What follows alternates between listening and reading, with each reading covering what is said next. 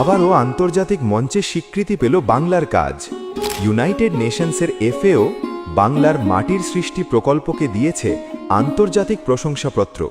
2020 সালে পশ্চিমাঞ্চলের রুক্ষ অনুর্বর জমিতে মা মাটি মানুষের সরকার শুরু করেছিল এক স্বপ্ন, মাটির সৃষ্টি প্রকল্প।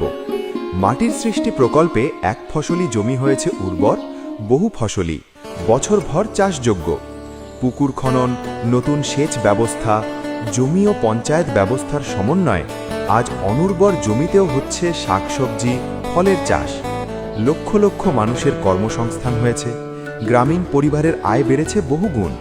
শুধু তাই নয়, বাংলার গর্ব গোবিন্দভোগ, তুলাই পাঞ্জি ও কনকচুর চালও পেয়েছে আন্তর্জাতিক ফুড অ্যান্ড কালচার হেরিটেজ স্বীকৃতি।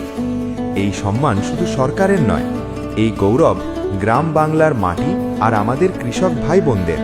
জয় বাংলা।